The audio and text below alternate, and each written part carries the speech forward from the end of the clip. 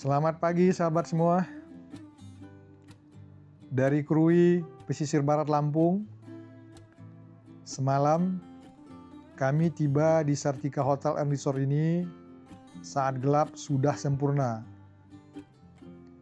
Kondisi fisik kami benar-benar terkuras habis setelah bertaruh waktu membelah lebatnya rimba Bukit Barisan Selatan.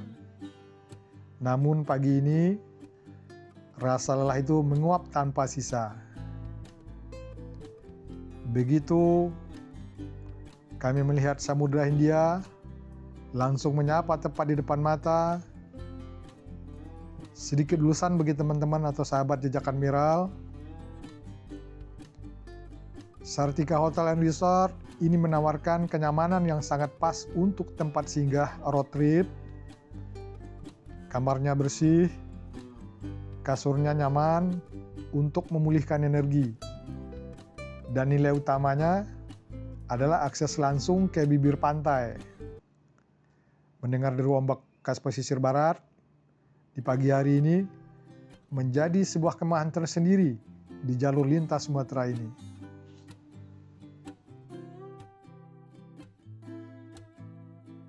Oke teman-teman, pagi pas jam 8.19 kita berangkat menuju Bengkulu dari hotel tempat penginapan. Sartika Resort and Hotel yang letaknya di daerah Krui, Lampung. Oke. Baik teman-teman. Perjalanan kami berlanjut di part 3. Target tujuan kami hari ini adalah Kota Bengkulu, Bumi Rafflesia. Kami akan menempuh waktu sekitar 8 jam menyusuri jalur lintas barat. Kendaraan sudah siap, fisik sudah kembali fit setelah istirahat total dan sarapan pagi. Bismillah, mari kita mulai perjalanan hari ini.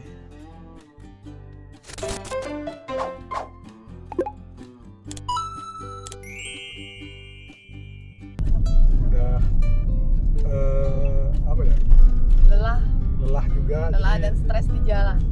Kita tetap udah deh istirahat aja dulu di hotel karena besok pagi mau jalan lagi gitu kan. Kecuali kita 2 hari di sini nih bisa explore. Nah ini teman-teman gedung DPRD-nya Kabupaten Pesisir Barat. Nah ini kantor bupatinya kali ya? Ya sebelah kanan. Cuma nggak bisa.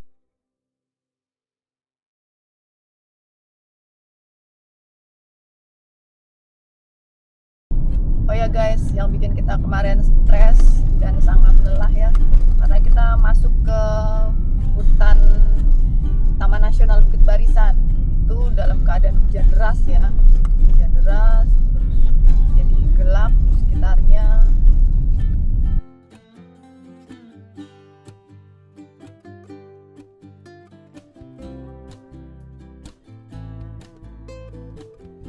Temenan kita ketemu di sana pastinya kawanan truk ya. Nah, jadi lumayan lelah matanya melihat jalan sekitarnya. Buat teman-teman yang belum lihat video kita melintas dari Jakarta hingga ke Krui melewati Bukit Barisan, tonton ya video sebelumnya part 1 dan part 2.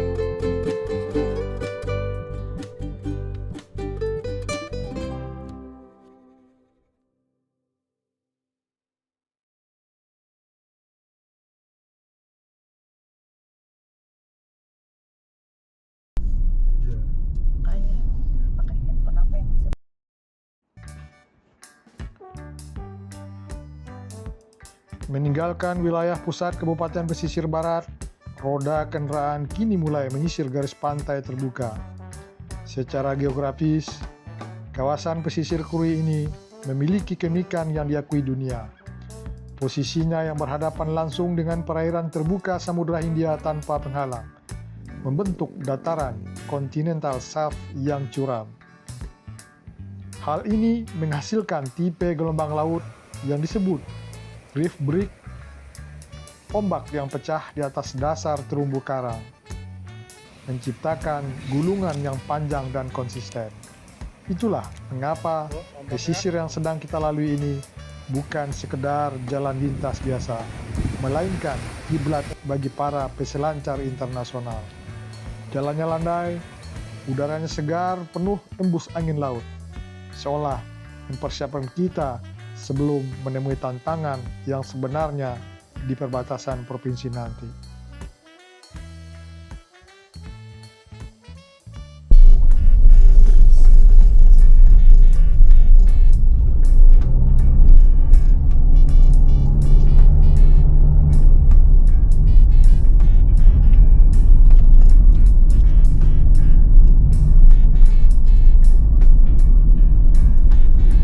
Keren. Iya, berpakai drone enak. Iya.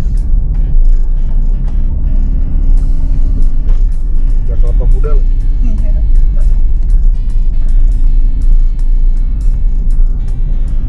Nanti di Bengkulu banyak pantai gitu juga. Banyak. Tapi ada mana? Sunset, semoga kita bisa ngejar sunset ya. Nggak apa-apa. Ya,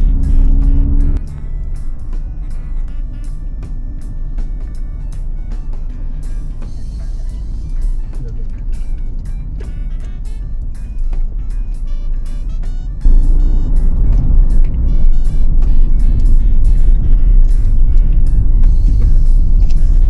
Jadi teman-teman, kita lewatin ini di pinggir pantai jalannya. Sengaja ditanamin pohon supaya mobil orang nggak ini kali ya, nggak nonton gitu kan, bikin macet. Bagus. Jalannya mulus.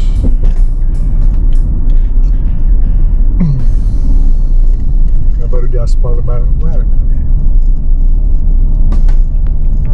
Gua apa tuh tamat apa? Kayak salak atau bau.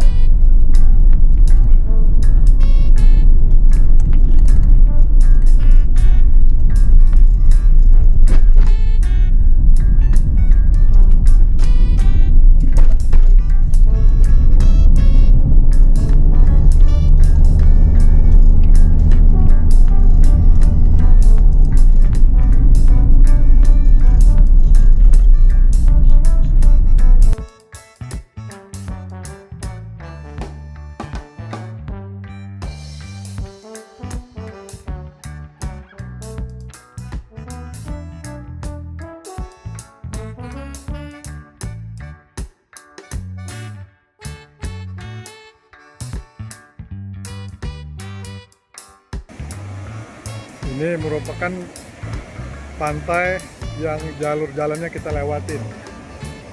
Nah, itu ada pulau, itu pulau apa tuh? Ada penghuni lagi di situ. Baru penghuni di situ tuh, untuk penduduknya kayaknya. Nah, teman-teman, kalau ada yang tahu itu pulau apa ya, kasih itu ya informasi di kolom komentar. Ini saya masih di daerah perjalanan antara Krui sama Bengkulu. Pulau apa itu namanya? Oh, ada berpenghuni.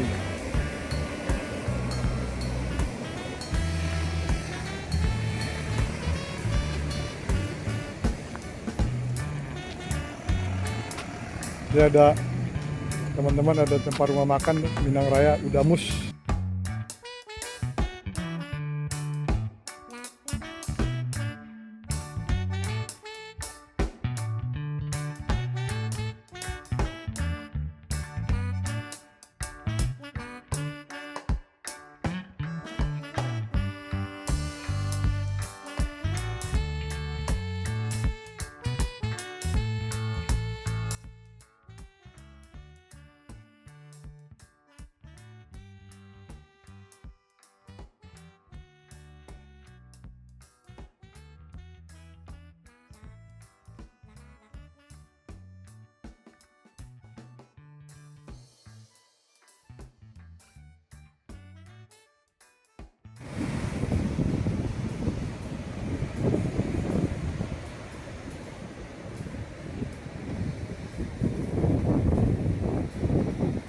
ada yang agak beda sih dengan pantai-pantai yang lain. Kalau di sini pantainya ada batunya tuh teman-teman, kayak batu sungai ya, banyak. Dari tadi saya perhatikan seperti itu. Nah, bisa pantai itu kan pasir ya. Ini batunya batu alami dari tanahnya, bukan batu didatangkan untuk menghalang abrasi pantai, tapi batu dari tanahnya kayaknya.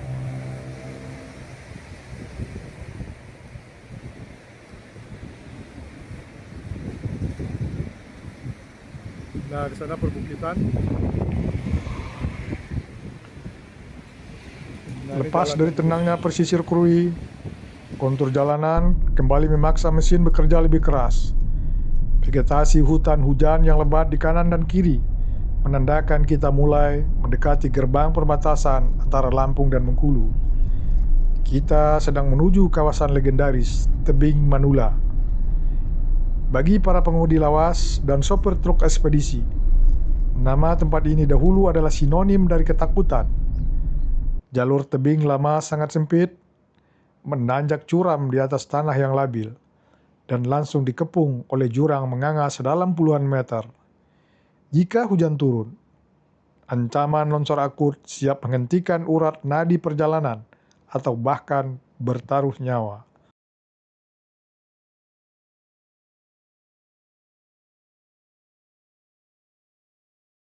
Dan inilah dia, Jembatan Manula.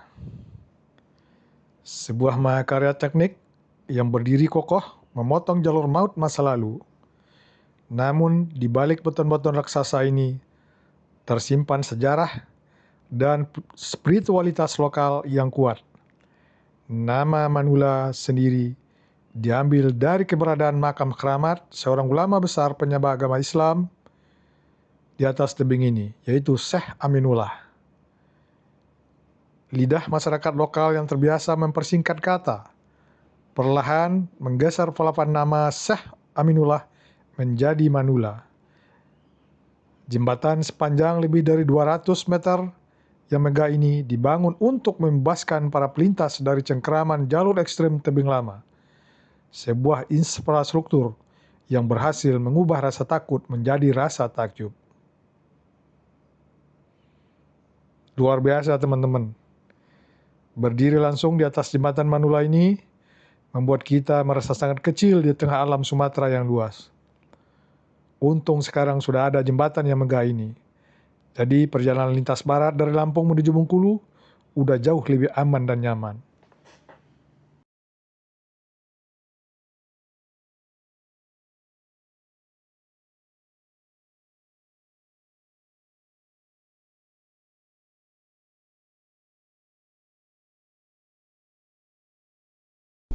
Oke teman-teman,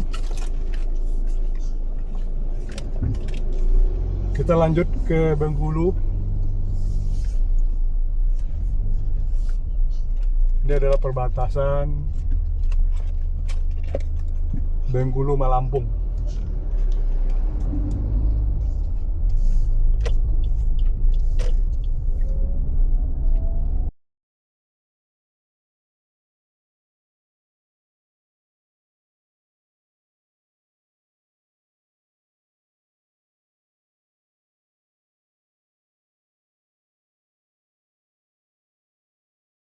Sekarang kami resmi menapakkan kaki di bumi Rafflesia. Kabupaten Kaur menjadi pintu gerbang pertama yang menyambut perjalanan kami di Provinsi Bengkulu. Di segmen ini teman-teman, karakter jalan mulai berubah. Jalurnya cenderung landai dan lurus, namun memiliki kontur aspal yang cukup bergelombang. Kewaspadaan dan konsentrasi tidak boleh kendor, karena karakteristik jalan lintas barat di wilayah ini dipenuhi oleh jembatan-jembatan panjang yang membelah muara sungai besar, di mana seringkali menyembunyikan tikungan patah yang mengejutkan tepat setelah ujung jembatan berakhir.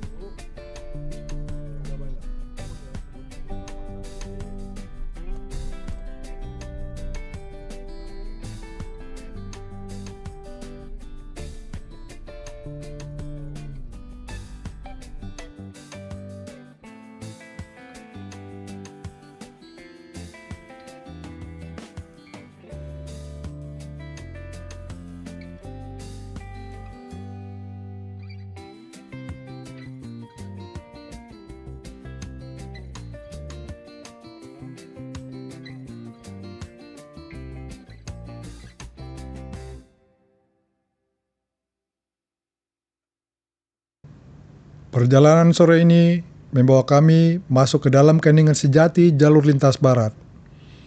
Bermandikan cahaya keemasan khas Golden Hour Sumatera. Jalanan di depan kami membentang sunyi di antara hamparan perkebunan sawit seolah tanpa ujung. Di jalur yang sepi seperti ini, manajemen bahan bakar menjadi hal yang sangat krusial karena jarak antara SPBU besar bisa saling berjauhan hingga puluhan kilometer.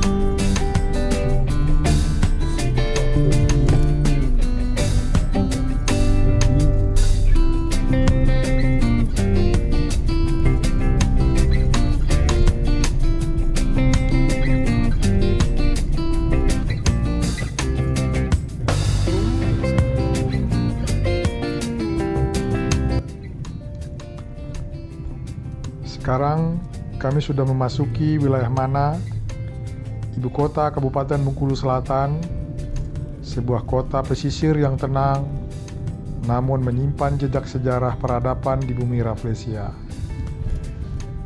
Berbicara tentang Mana, ingatan kolektif masyarakat adatnya takkan pernah lepas dari satu nama besar yang melegenda, yaitu Pangeran Duayu Pucukan 7. Menurut literasi, adapun marga 7 pucukan ini mempunyai penduduk yang berasal dari 7 keturunan, yakni Minangkabau, anak Panjalang, anak Gumai, anak Semidang, anak Jarakan, anak Lubu Umbai, dan anak Cirebon. Pangeran Duayu Pucuk 7 dikenal sebagai figur karismatik yang menancapkan pondasi nilai keislaman dan menyebarkannya secara damai. Keteguhannya dalam membela hak masyarakat adat menghadapi tantangan zaman membuat namanya dicintai secara turun-temurun. Nama besar beliau diabadikan pada pusat urat nadi ekonomi kota, yaitu Pasar Ampera Pangeran Duayu di kawasan Pasar Bawah.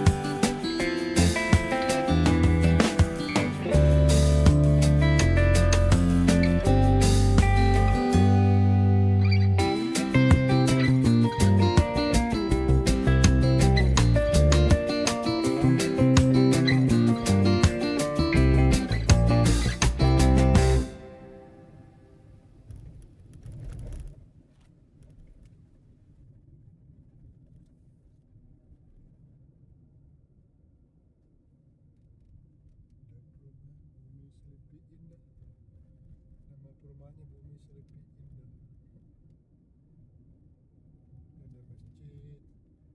Khairudin.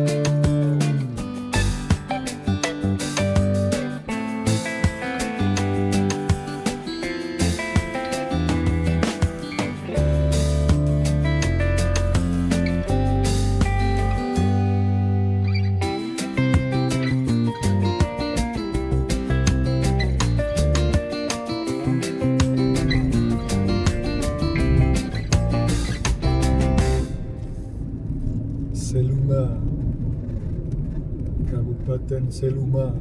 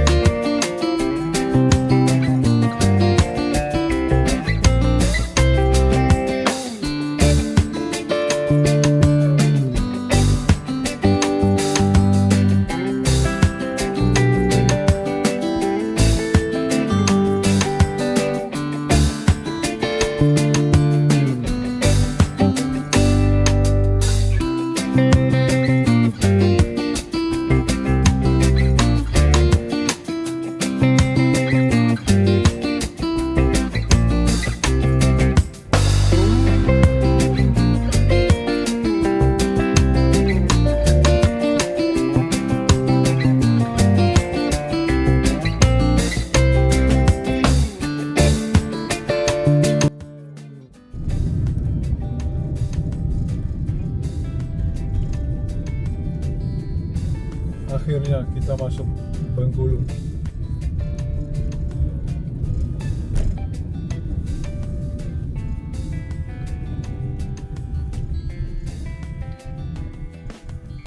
Lagi ada banyak perbaikan di kiri kanan jalan ya guys ya. Ya bikin jalan agak macet nih.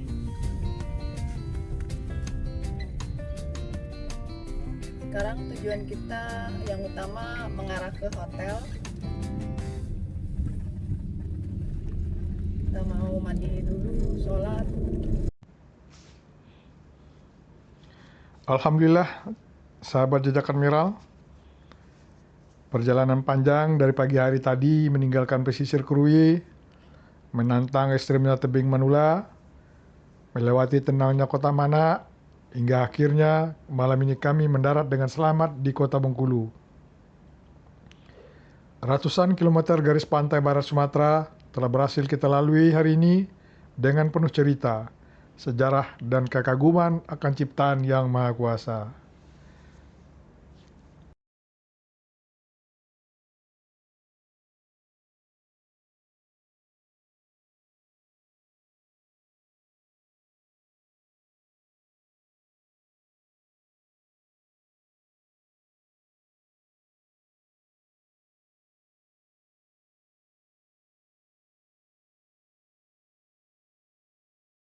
Kota Bengkulu akhirnya menyapa kami. Namun, kota ini bukan sekedar garis finish untuk perjalanan hari ini. Bagi bangsa Indonesia, Bengkulu adalah tanah yang menyimpan saksi bisu rajutan benang sejarah kemerdekaan dan kisah cinta patriotik yang abadi. Di sudut kota ini, berdiri kokoh sebuah bangunan berarsitektur kombinasi Tionghoa dan Eropa. Itulah rumah pengasingan Bung Karno. Disinilah antara tahun 1938 hingga 1942, pemerintah kolonial Belanda mengasingkan sang pemikir besar Soekarno dengan harapan bisa memadamkan api perjuangannya. Namun mereka keliru. Di dalam rumah bertembok tebal ini, Bung Karno justru terus menebar semangat perlawanan melalui tulisan, pementasan teater, dan diskusi dengan tokoh-tokoh lokal. Bengkulu tidak memenjarakan pemikirannya. Ia justru menjadi panggung bagi sang proklamator untuk merumuskan masa depan bangsa.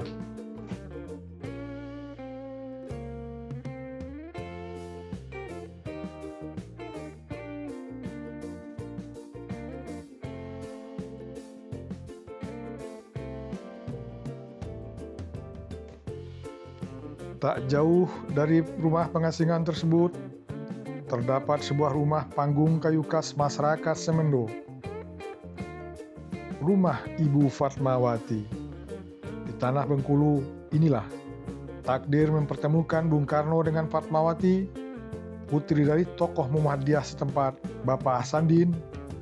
Rumah kayu yang bersahaja ini menjadi saksi tumbuh besarnya seorang gadis yang kelak menjadi ibu negara pertama Republik Indonesia. Di kota ini pula, jalinan cinta mereka dimulai. Sebuah romansa yang nantinya melahirkan jemari-jemari tangguh yang menjahit sang saka merah putih untuk dikibarkan pada 17 Agustus 1945. Melintasi jalan lintas barat dan mendarat di Bengkulu memberikan kami perspektif baru. Perjalanan ini bukan lagi sekedar tentang menaklukkan jarak dan aspal Sumatera, melainkan sebuah ziarah lembaran sejarah, menghormati tempat di mana pondasi Indonesia pernah ditempa dengan air mata, cinta, dan pengorbanan.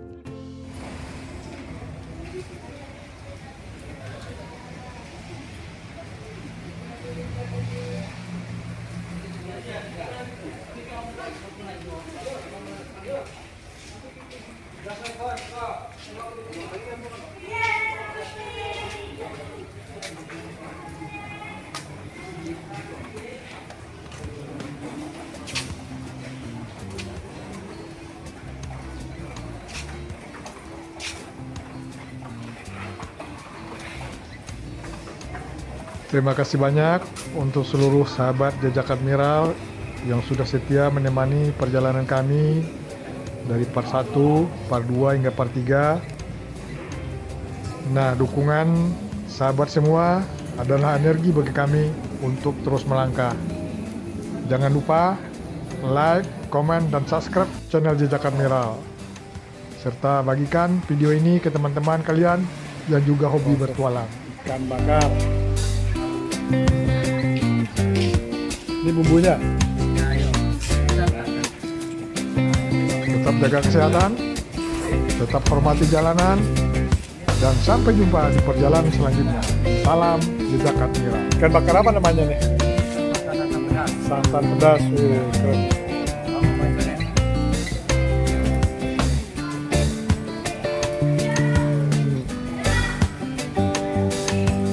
Caranya milih ikan di sini.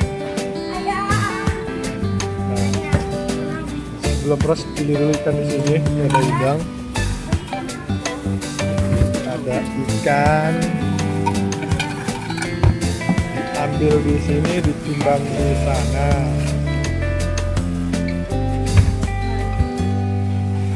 Nah,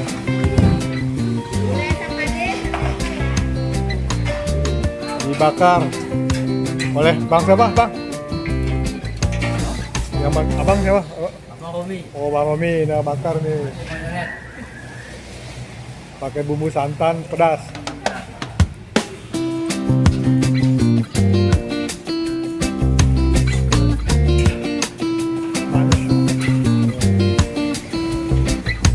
Push.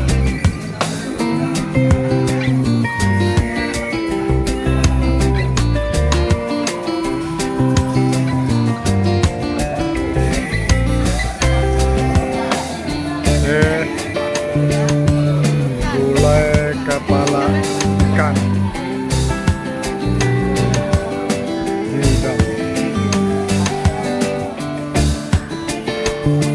yang lagi kita makan, teman-teman. Kita lagi makan ada kepala ikan di gulai, ada ikan saus padang, sambal.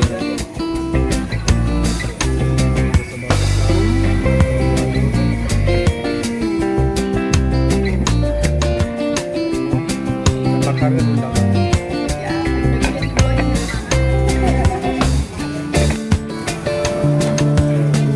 Nah, ini ikan bakar. Ada gulai. Udah